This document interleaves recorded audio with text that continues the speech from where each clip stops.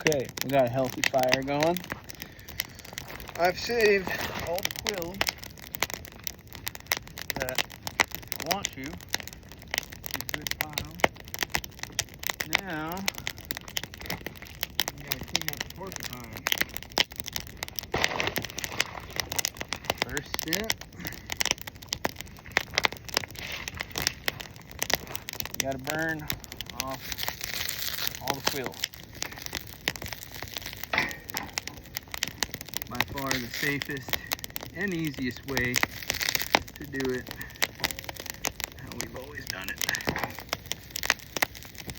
And generally, you have this porcupine on a stick, one of its paws, wrapped up with some wire, and then you got somebody who's coming along, scraping off the burnt hair and quills as you're going.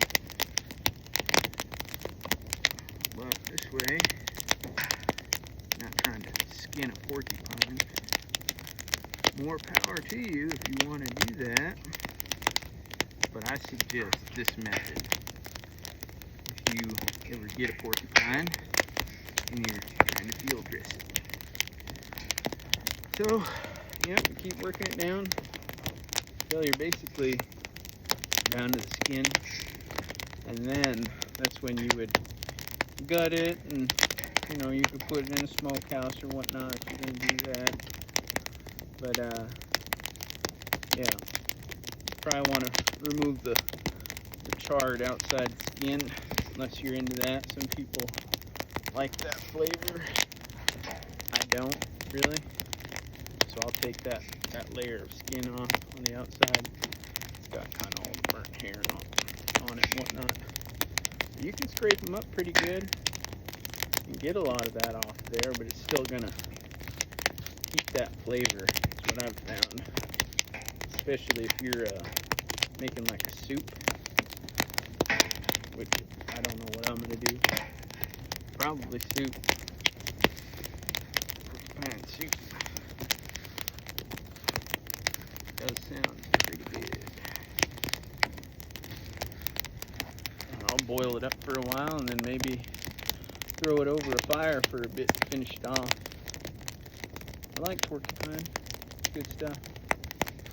They say if you eat the tail, you'll be really mad the next day. I believe it's the next day or maybe even the same day. That's like a superstition, you know. Eat that tail, it'll make you really mad. I personally like the tail. I don't know if it's ever made me mad. But my dad did tell me a story that he heard that. And yeah, he ate the porcupine tail.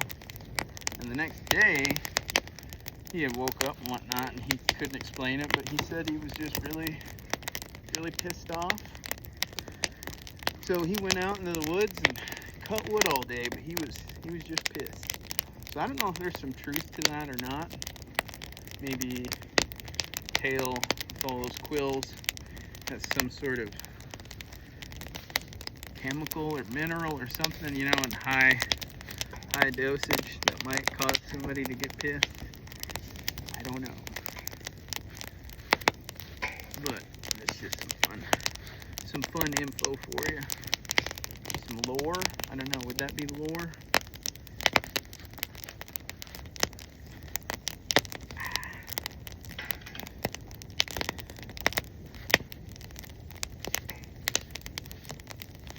Also, yeah, doing this before gutting is definitely a lot easier. So over the years, I've seen on different survival shows, people have gotten porcupines, and I'm sitting there waiting, and I'm like, come on, burn it. And then they go and skin it, and I'm like, oh, all right. Which is fine, again, more power to you, but I recommend doing this. It's a hell of a lot easier. Definitely pretty easy for me at the moment. I mean, I'm using a grill, but basically same idea. you know.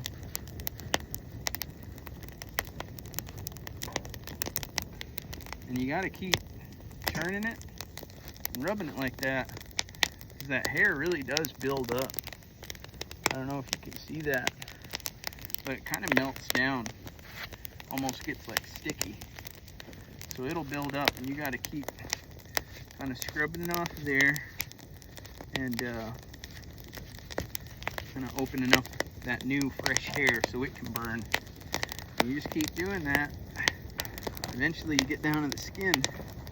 You can see that hair, that thick stuff back there, the quills and the hair, the thicker part, starting to flare up.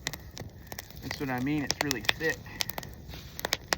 So yeah, you just keep working it, opening it up. See that? It's all that fresh stuff lighten up. You scrub it like that.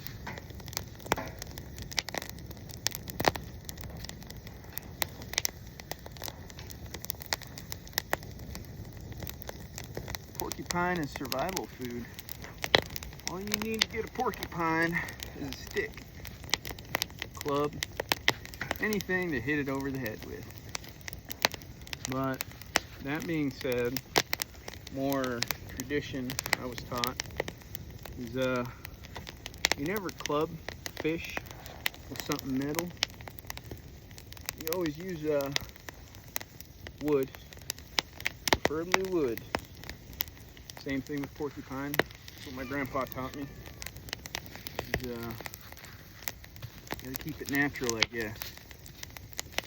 So, something to think about. For me, anyways. So I respect that. I wouldn't take an axe and club porcupine with that, or a rock. I guess if I was starving, sure. But if I can do it in a controlled manner, I will respect the traditions I was raised with. But yeah, survival food. You're out there in the sticks, starving Marvin. Come across a porcupine, you get it before it gets up in a tree. You just club it. You're good to go. They're fast though, man. They're pretty fast. You better get on them as soon as you see them, because they'll shimmy up a tree quick. I never sat there and waited for one to come down, but I imagine it might be a while. Of course, if you're lost and starving, you might have some time on your hands for your next meal.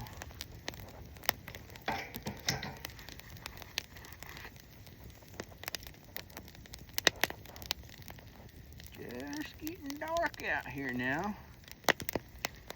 Twilight. Hold more stuff up the canyon.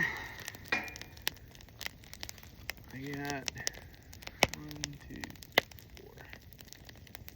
4, 5 bikes left. Right? Yeah, 5 bikes to get up the canyon. 5 bikes, a few other odds and ends. We're buttoned up. Figure I can get the rest done tomorrow, hopefully. It's kind of the plan, and then that leaves me a couple days to see about getting a caribou. I'm really hoping for. That's kind of why I took the porcupine as a good sign. Say moose hunting and whatnot. You know, if you see it when you're out hunting like that, you get it, because it's a good sign and it's good luck. Now, I can't remember if it's bad luck if you don't get it. It could be. Like I said, I passed up that same one a couple of times, and I finally decided that I would take this one, given the opportunity. We're respecting it, keeping the quills, keeping the meat. Nothing's going to waste. I'm very, very thankful. Hopefully, we'll be blessed with at least an opportunity to hopefully get a chance at a caribou. That's all I ask for, just a chance. Nice bull. Bring some meat home.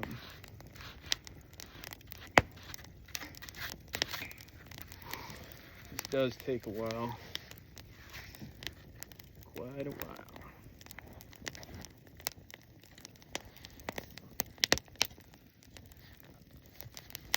But I think you get the gist of it now. So thank you for watching. Keep me company.